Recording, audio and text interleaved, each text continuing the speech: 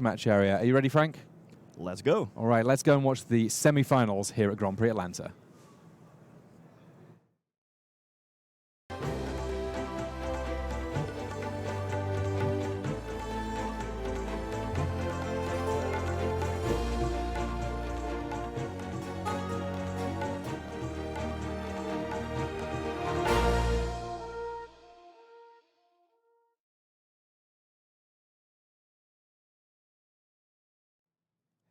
Welcome to this, the semi-finals here at Grand Prix Atlanta. Just 2 more rounds to go before we got our champion crowned. And you can see some smiling faces in the feature match area. Both Carlos Romao and Raymond Perez Jr. pretty happy with the decks that they've got going on. That's a forest from Carlos Romao. We're going to see plenty of them. His deck virtually mono green. Meanwhile, Raymond Perez, one of a few drafters in this top 8 who is on a red-black deck. No early plays from either player. This certainly concerning for the deck of Raymond Perez Jr. His is very much the aggressor, and Renegade Freighter coming down as the first non-land permanent, and that one from Carlos Romao. Yep. Yeah, Ray Perez will have trouble beating Carlos Romao in the mid-game when the big green creatures from Carlos, like Riparian, Tiger, will come down. If the game goes really long, then Ray Perez may have an edge with cards like Whirler Maker or Midnight Oil. But, well, there we have another awesome mid-sized green creature, Bristling Hydra. 4/3. You get some energy, which you can use to give it a +1/+1 counter and hexproof to protect it from a removal spell. And it can also crew a train, which immediately falls to Harness Lightning, perhaps in response to the attack trigger.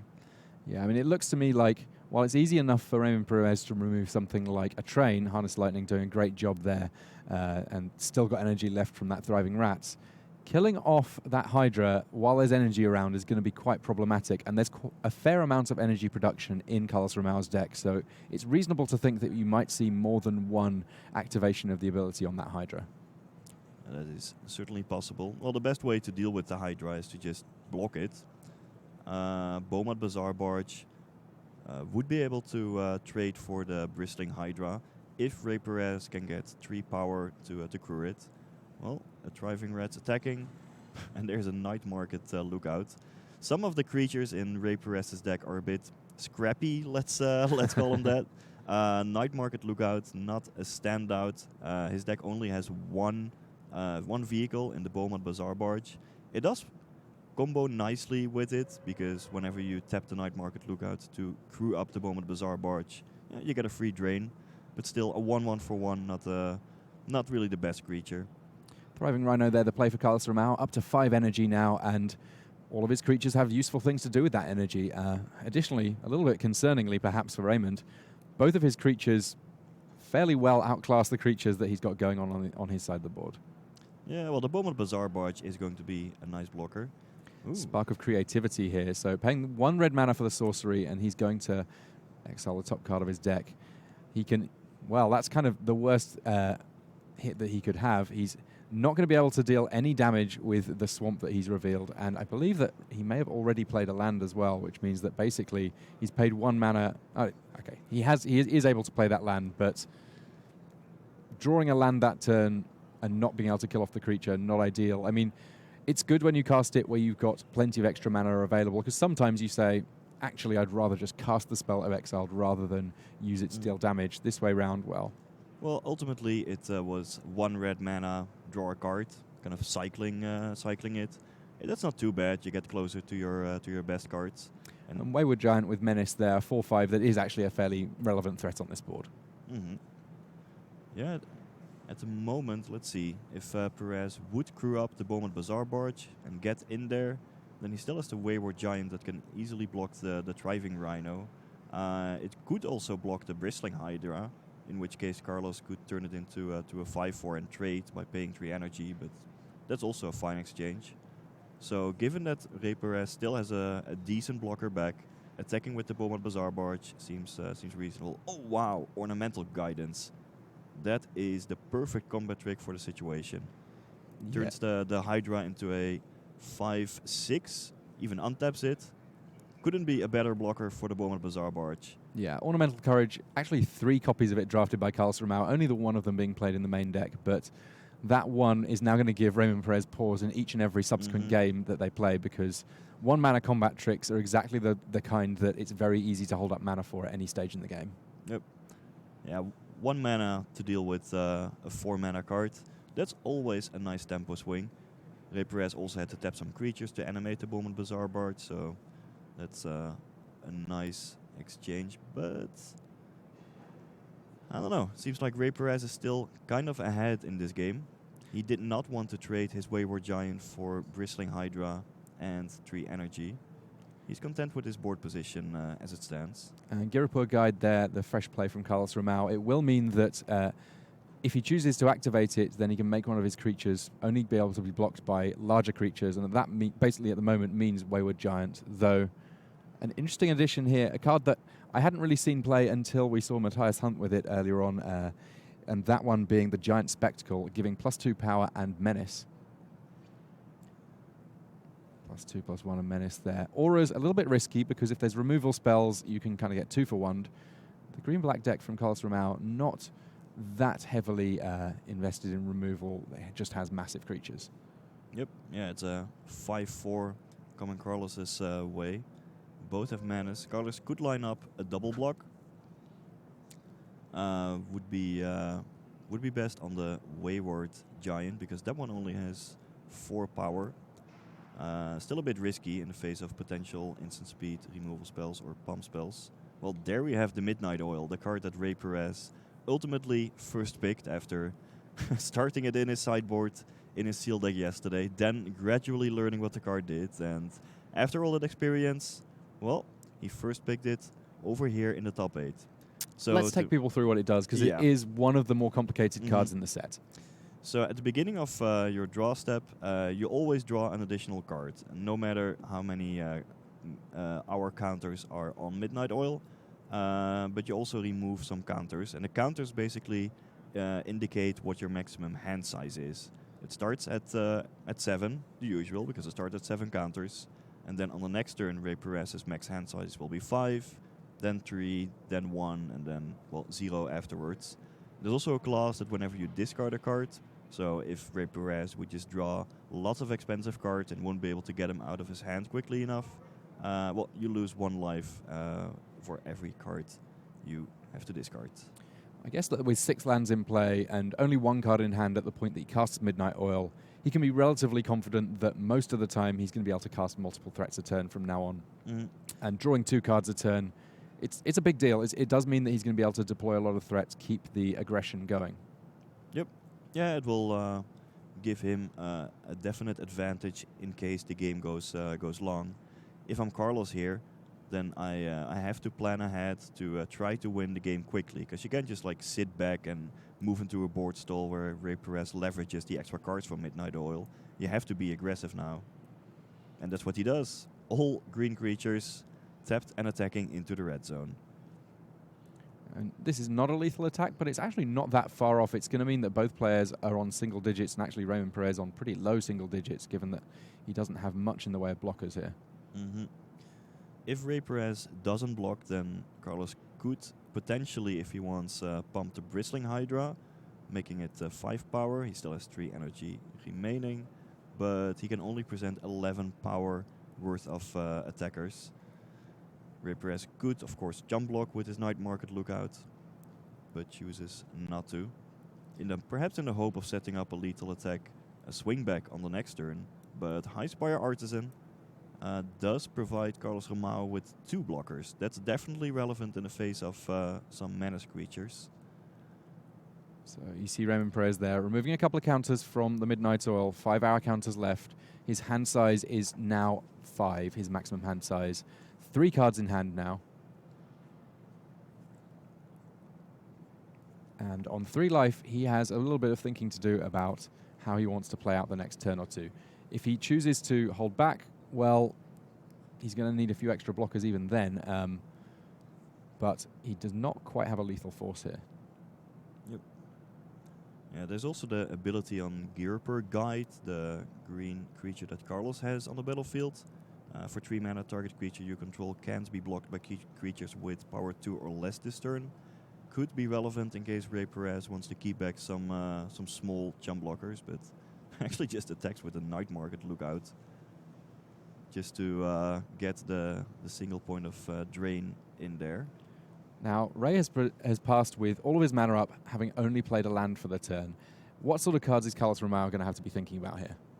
Well, there are a lot of good instant speed removal spells in red and black, such as Unlicensed Disintegration, Welding Sparks, Tidy Conclusion. But whether or not Ray Perez actually has one of those cards, that remains to be seen. Riparian Tiger there, meaning that Carlos Romao now up to a full 5 energy. All of that energy relevant for a number of reasons. I don't think Ray Perez could even have some of them, because if he had some removal spell, he could have removed one of Carlos's creatures and potentially set up a lethal attack with his menace monsters. So if I'm Carlos, I'm not too worried about all that open mana at the moment. What I am worried about is, well, just the creatures that Ray Perez can use to block. And you do have to keep, well, at least 2 blockers back in case something goes wrong and you need to block one of the menace creatures.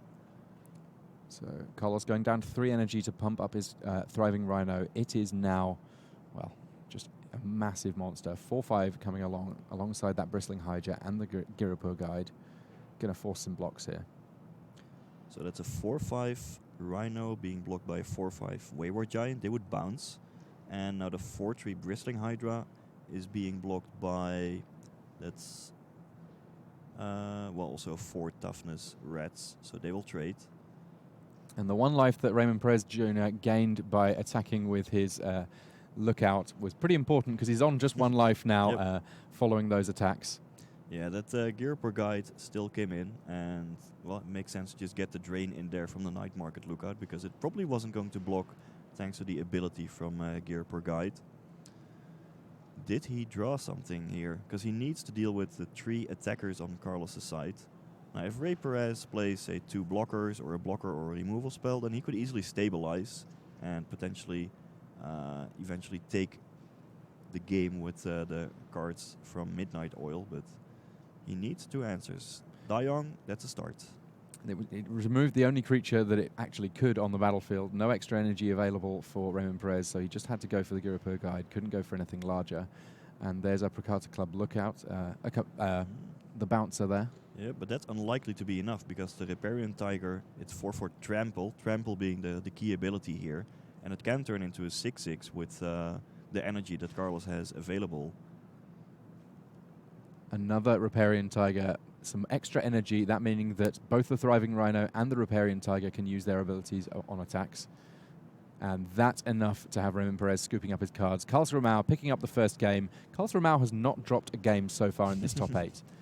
Well, he is the world champion back from 2002. He has been playing for a long time, hailing from Brazil. Carlos Romao is well respected as a strong player from that area, and a loud cheer erupted through the hall when it was announced that he was a member of the top 8 here.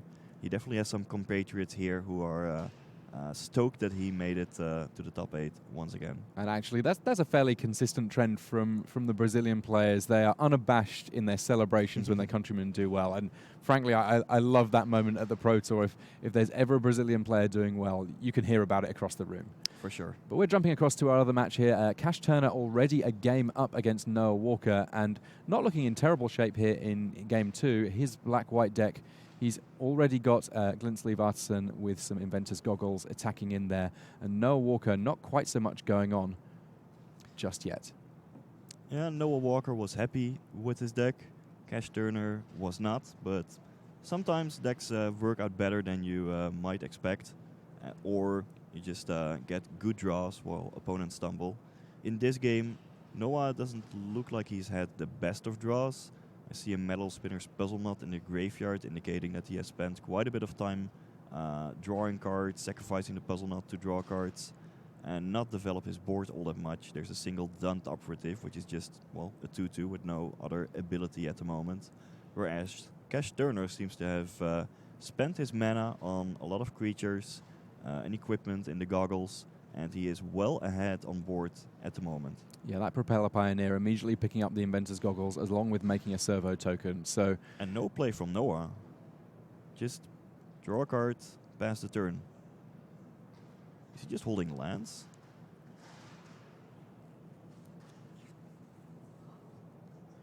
looks like there might be an Iron League Steed in hand for Cash Turner here, and he may get to continue his fabrication ways.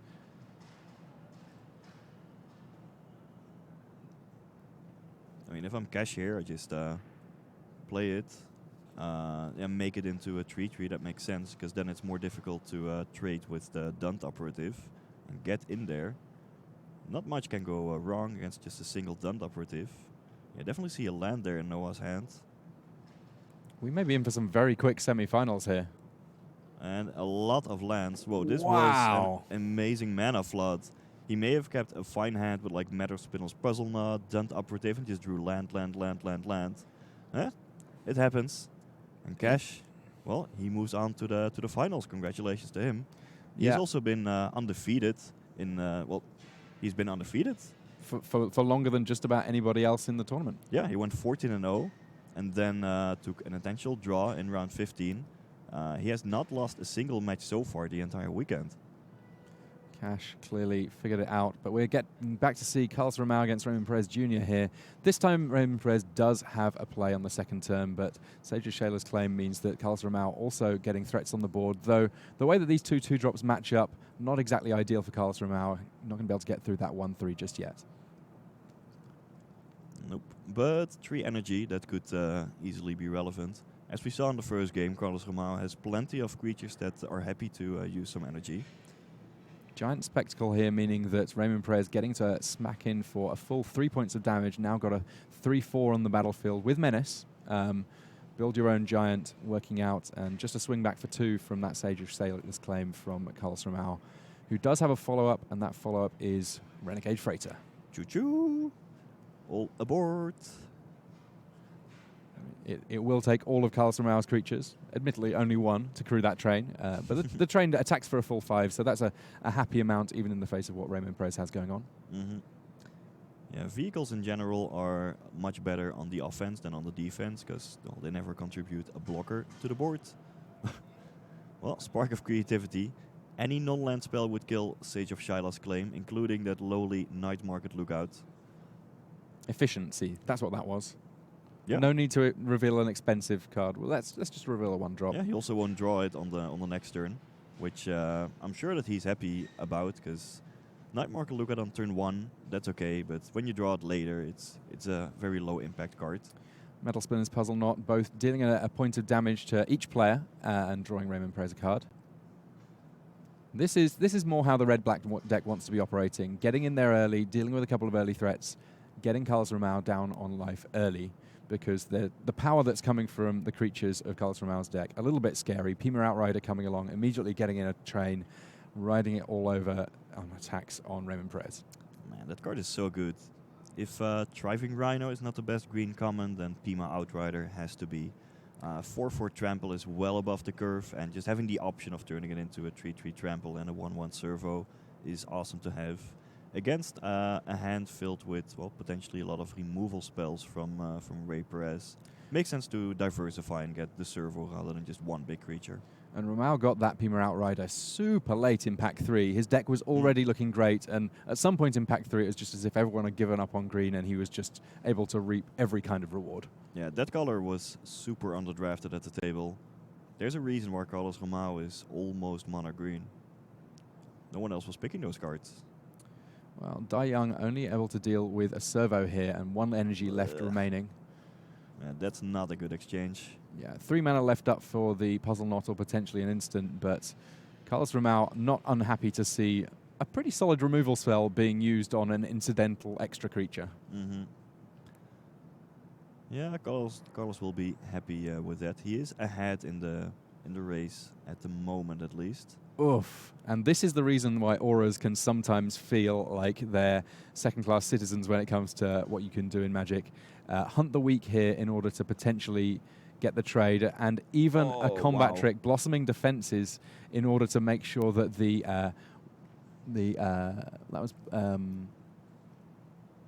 that the Hunter Week would still resolve, Yes. even through the Harness Lightning.